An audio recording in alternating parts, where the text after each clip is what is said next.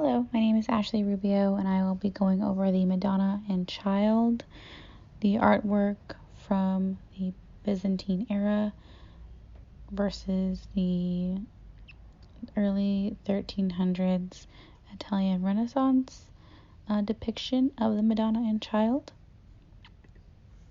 In comparison, you can see on the left-hand side we have the Byzantine era of the Madonna and Child depicted, versus on the right side we have the Madonna and Child depicted with gold leaf, and that is used with tempera egg paint. And we will be going over the different artists and artworks and how this depiction has evolved over the years. The Byzantine Empire does take up the eastern half of the Roman Empire, which, according to an article in the Britannica.com, it has survived for 1,000 years after the western half had crumbled into various feudal kingdoms, and which finally fell to the Ottoman Turkish onslaughts in 1453, which does mark the end of that era.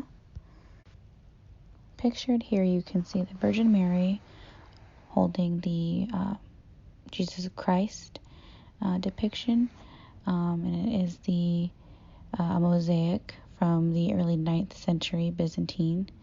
And as you can see, the detail around their heads. This was common in Byzantine art to have people of high stature or royalty, or people that were considered noble, holy, that had the gold halos encased over their heads. Again, according to Britannica.com, there was a source of strength in the early Middle Ages. The Byzantium's great geographical position served it after the 10th century. This does create problems regarding how they were organized and how they gathered, as far as the emperors and what they had to be up against at that time. And pictured in the map, you can see how things were back during that century. Byzantium did pretty much represent wealth and religion quite often in their works. They did have a lot of silver vessels and furnishings and stuff made of ivory, and things, lots of works in glass, as well as the use of gold leaf, which you can see there is a popular use of gold leaf on wood. This is how a lot of that very beautiful artwork was depicted, with the halos and the royal backgrounds, just to symbolize strength and purity, as well as religion and godliness. Just to go over the emphasis of the Madonna and Child, and the stressing the importance of how it has inspired artists over the years, according to mymodernmet.com. The Mary and her infant son, they are the most among the most praised motifs. Originally, they were an ancient devotional practice stemming from biblical beliefs. So there was a central theme for artists going on during that time, and from when it originated to even now in today's artwork. Throughout the centuries, there are lots of ways that she is depicted.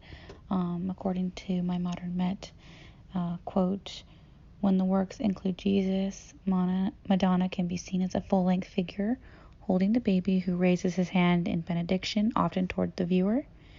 In altar pieces, Madonna and Child will be in the presence of angels or saints, referred to as, quote, Madonna enthroned, quote.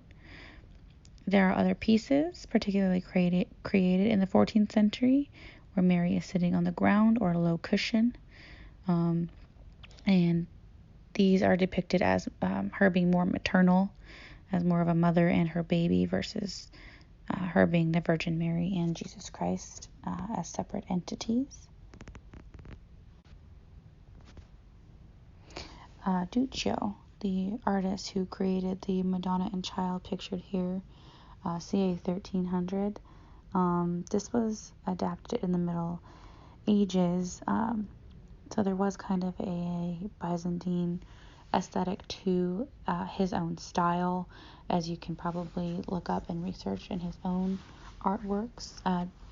He does a lot of biblical references, a lot of depictions of biblical scenes throughout his time, and they were typically flat picture planes on seated poses, and then he used the fine gold leaf, which their popularity decreased as the Renaissance inched closer to their time, according to, again, My Modern Met. Duccio Bonaventura dates back to the 1200s, late 1200s, and he was basically an artist who was not very well known yet at that time. He was still pretty young. And according to Duccio di Buenasigna, his biography, he was more known as a craftsman other than an artist. So he was pretty young and pretty close to his father and brother at this time. And he basically created one of the most famous depictions of the Madonna and Child, the Christ Child, which is, when you pull it up online, is probably one of the most popular that comes up.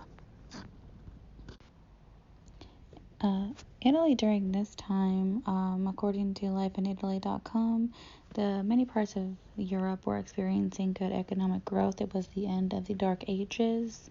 The trade routes, as you can see, both land and sea, linked Italy's Mediterranean ports to the Hanseatic League of Germany and to other trade networks in Europe.